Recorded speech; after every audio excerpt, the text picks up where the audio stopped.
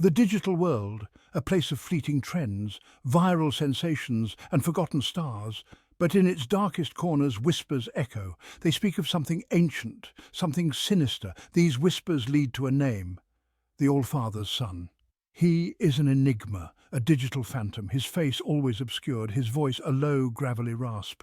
His videos a chilling blend of Norse mythology, dark history and unsettling visuals.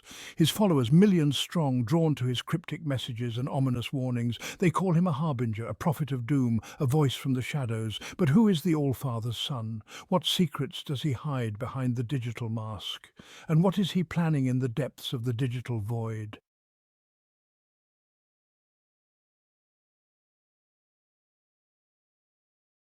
The name Ragnar Lothbrok, a legend whispered on the wind, a Viking warrior king, a symbol of power, conquest and ruthlessness. For centuries his name has inspired awe and terror in equal measure. 5 years ago the world watched in disbelief. A man claiming to be the second coming of Ragnar Lothbrok had risen to prominence. He had amassed a following, built an empire on charisma and fear. He promised a new age of Viking dominance, but his reign was short-lived. Law enforcement closed in, his empire crumbled, his followers scattered. The man claiming to be Ragnar Lothbrok was captured, imprisoned, his legend seemingly extinguished, or was it?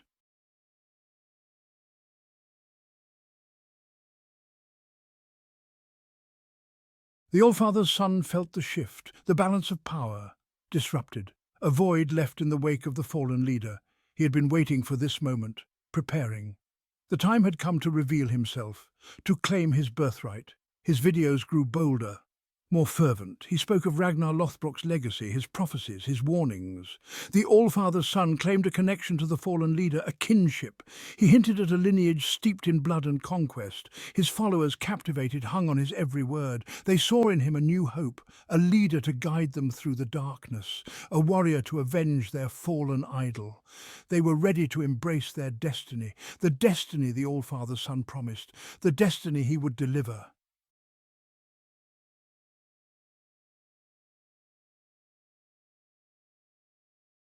The raid was swift, brutal, a show of force meant to crush the burgeoning movement. The man who called himself Ragnar Lothbrok, the self-proclaimed heir to a legacy of conquest, found himself surrounded. His fortress, once a beacon of defiance, was breached. He fought. Of course he fought. They all fight. It's in their blood, their very being. But against such overwhelming odds, even the fiercest warrior can fall. They dragged him out, a broken god amongst mortals. His eyes blazed with defiance, but fear lurked beneath the surface. The world watched transfixed as the man who promised to usher in a new Viking age was shackled and silenced. His dreams of conquest lay in ruins around him. His followers, scattered and leaderless, vanished into the shadows. The official narrative, a dangerous cult dismantled, their leader apprehended. Justice served, but in the digital underground, whispers of conspiracy took root. The truth, they claimed, was far more sinister.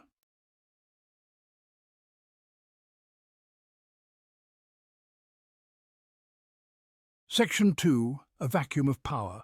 Nature abhors a vacuum. In the absence of leadership, chaos reigns. The fall of the second Ragnar Lothbrok left a void. A hunger for purpose, for guidance, rippled through the digital ether. Some despaired, their faith shattered. Others clung to the remnants of their belief, seeking answers in the ashes. The internet, once a breeding ground for their movement, became a battleground of ideologies.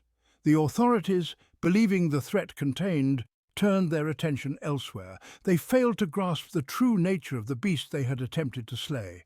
This was not merely a cult, a group of misguided individuals. This was an idea, a virus, lying dormant, waiting for the right moment to re-emerge. And in the shadows, unseen, unheard, the All-Father Son watched. He felt the shift in power, the desperation, the yearning. His time was drawing near.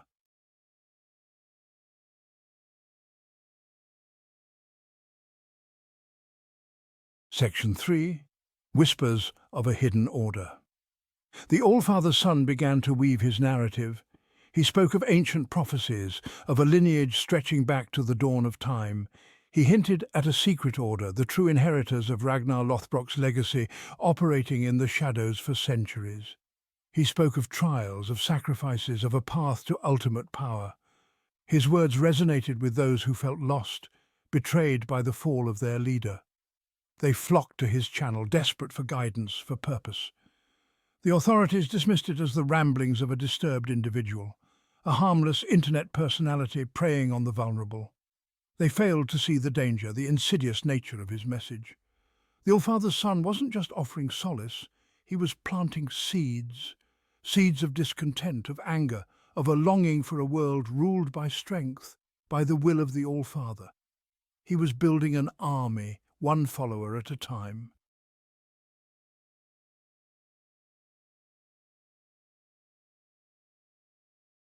Section 4. The Allfather's Gaze.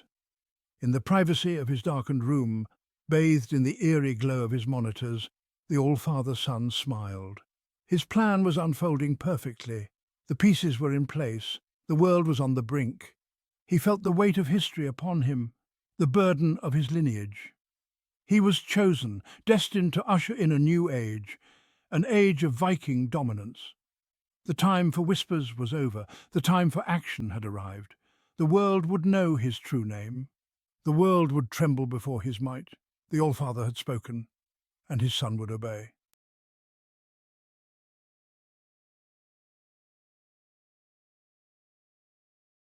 The cult of Ragnar Lothbrok, a name whispered in hushed tones, feared by some, revered by others, its origins shrouded in mystery, lost to the mists of time. Some historians claimed it was a modern invention, a fabrication born of the internet age, a dangerous fantasy. The Allfather's Son knew the truth. He had seen the ancient texts, the forbidden scrolls. He had traced the cult's lineage back centuries, to the time of Vikings, to the age of Ragnar Lothbrok himself, the serpent, a symbol of chaos, of rebirth, of the cyclical nature of life and death. It represented the core belief of the cult, that Ragnar Lothbrok was not merely a man but a force of nature, a god-king destined to rise again and again, to usher in an era of Viking dominance. The Allfather's Son knew he was the key to fulfilling this prophecy. He was the serpent's heir, the one chosen to awaken the sleeping giant.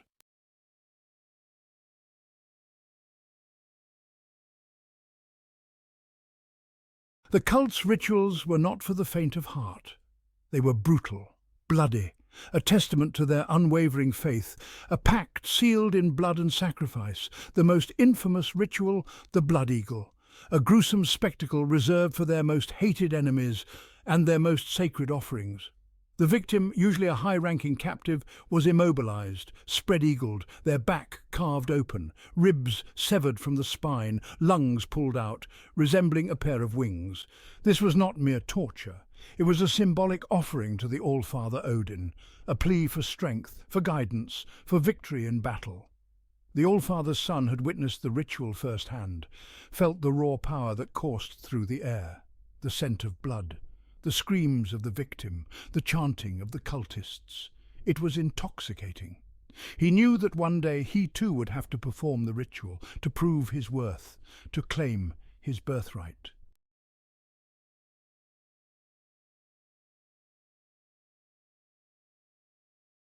The cult attracted a diverse following.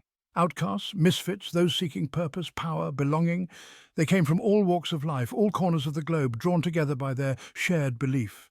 Their unwavering devotion to Ragnar Lothbrok, they saw in him a symbol of strength, of defiance, of a time when Vikings ruled the seas. They yearned for a return to that era, an era of conquest, of glory, of unrestrained power. The Allfather's Son saw potential in each of them. He could mould them, shape them, turn them into a weapon, an army capable of conquering not just nations, but the very fabric of reality itself.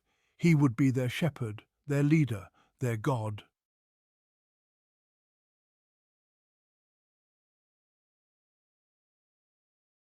Section 4. A legacy forged in blood and iron. The cult's history was littered with violence, with bloodshed, with whispers of assassinations, terrorist attacks, uprisings. They operated in the shadows, always lurking, always plotting. Their ultimate goal to destabilize the world, to pave the way for the return of Ragnar Lothbrok. The authorities had tried to stop them, time and time again. They had failed. The cult was too deeply rooted, too well organized, too fanatical. The Allfather's Son knew this was just the beginning, a taste of what was to come. The world had grown soft, complacent. It had forgotten the terror that Vikings could unleash. He would remind them. He would make them remember. The age of Ragnar Lothbrok was returning, and this time it would be a reign of blood and iron.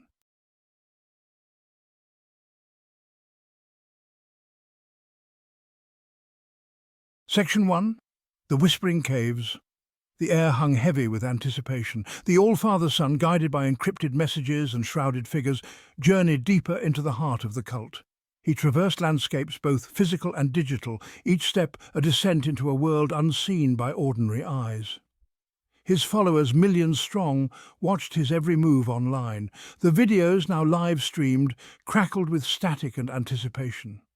The digital world held its breath. Here, in the whispering caves beneath the weight of centuries, the Allfather's Son would prove himself. The caves hummed with ancient energy. A low, guttural chanting echoed through the tunnels, bouncing off the damp stone walls. The air grew thick with the scent of blood and something else, something ancient and primal. It was a presence that sent shivers down the spines of even his most hardened viewers. As he ventured deeper, guided by masked figures wielding torches that sputtered against the oppressive darkness, the Allfather's Son felt a change within himself. His heart pounded against his ribs, a war drum urging him forward. His senses sharpened, every nerve ending alive with a strange new awareness.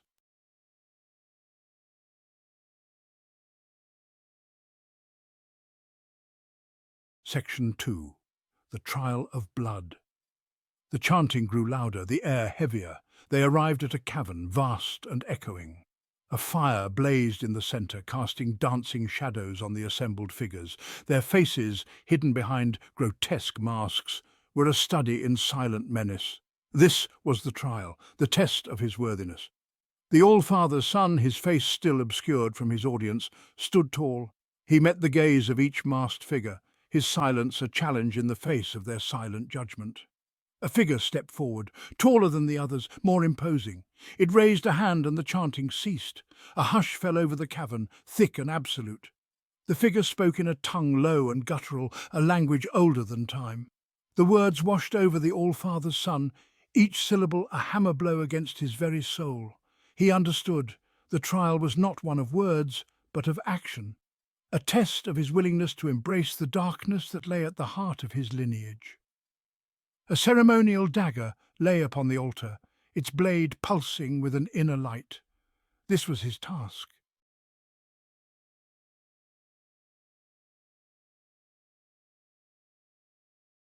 The Allfather's Son, his breath misting in the cold air of the cavern, moved towards the altar. Each step was deliberate, measured.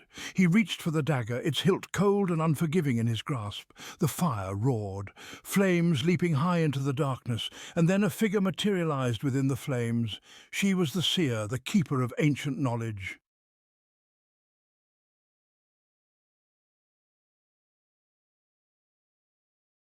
The vision faded, the runes on the cavern walls dimmed, their light swallowed by the encroaching shadows. The fire crackled, embers spiralling upwards like dying stars.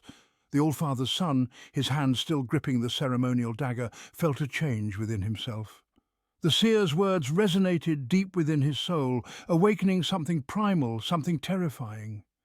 He looked out at the masked figures, their forms shifting, blurring in the flickering firelight. He saw not judges but followers, not obstacles but instruments of his will. He would use them, mould them, unleash their fury upon a world ripe for conquest. A primal scream tore from his throat, a raw guttural sound that echoed through the cavern, shaking loose dust and fragments of stone from the ceiling above. It was the roar of the berserker, the unbridled fury of his ancestors coursing through his veins.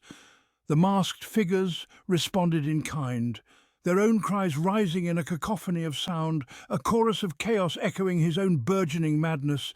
This was the moment, the point of no return. The All-Father's Son, his eyes blazing with newfound purpose, plunged the ceremonial dagger into the stone altar. The cavern shuddered, a sound like thunder rolling across a stormy sky. The fire roared once more, its flames turning a sickly green, casting grotesque shadows. A crack appeared in the cavern ceiling, a fissure of pure white light. The air crackled with energy, a palpable sense of power building. The Allfather's son, bathed in the otherworldly light, threw back his head and roared. This was his moment of ascension, the culmination of centuries of planning. The lightning struck, a deafening explosion of sound and light. It struck the ceremonial dagger, and for a moment everything was white. Then, as quickly as it began, the light faded, leaving behind the faint scent of ozone.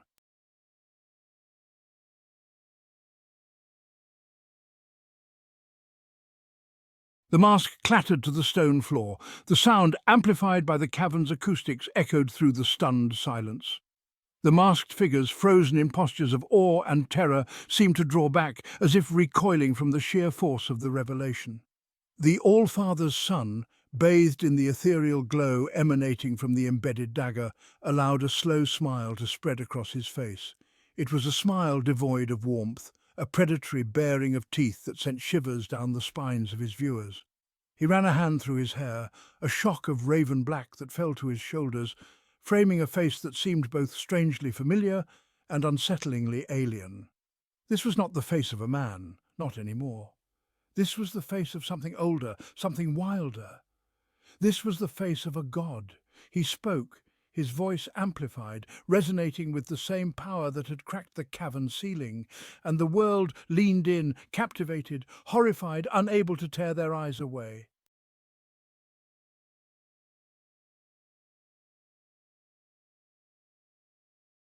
"You know me as the Allfather's son?" he began, his voice a low rumble that seemed to shake the very foundations of the cavern. "But that is just a name, a title, a mask I have worn for far too long. For I have walked this earth for millennia," he continued, his gaze sweeping across the assembled figures, lingering for a moment on the camera lens, as if acknowledging the millions watching, hanging on his every word. A silent guardian, a watchful protector, a shepherd guiding his flock through the long dark night. 9,000 years I have waged war," he boomed, his voice rising in a crescendo of power, "against the forces of chaos, against the whispers of oblivion, against the encroaching darkness that threatens to consume all that we hold dear.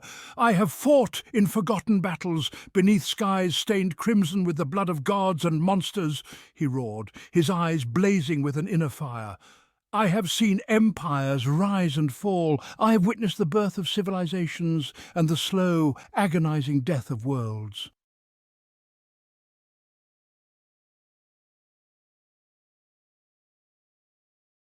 And now," he continued, his voice dropping to a conspiratorial whisper, "the time has come for me to reclaim my birthright, to usher in a new age of glory, an age of strength, an age of conquest. The world has grown weak," he thundered, his voice echoing through the cavern, through the internet, through the minds of his followers. "Decadent. It has forgotten the lessons of its past, the price of freedom, the weight of power. But I will remind them," he hissed, his eyes narrowing, the faint glow from the embedded dagger reflecting in their depths. "I will show them the true meaning of fear. I will bathe this world in fire and blood, and from the ashes a new order will rise. An order forged in the fires of Ragnarok," he proclaimed, his voice ringing with absolute authority. "An order ruled by strength, by honour, by the unyielding will of the Allfather."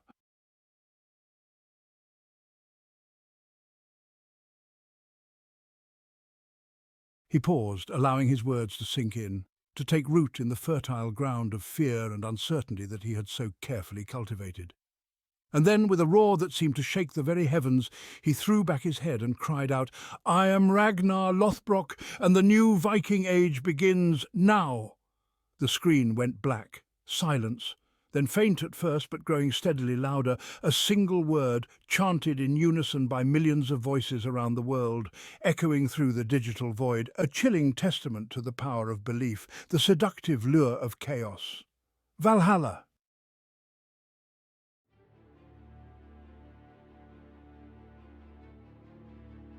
The digital world exploded. The live stream abruptly cut left millions reeling. The name, echoing in the void, sent shockwaves across the globe. Ragnar Lothbrok, not a successor, not an inheritor, but the original. Reborn, news outlets scrambled, governments went on high alert. Social media became a torrent of fear, excitement, and disbelief. The very fabric of reality seemed to warp and twist under the weight of the revelation. But for those who had followed the Allfather's Son, who had embraced his message, who had felt the pull of his words deep within their souls, there was no disbelief, only a terrifying certainty. The age of Vikings had returned, and this time there would be no stopping it. The world held its breath, waiting, watching, praying for dawn, unaware that the night had just begun.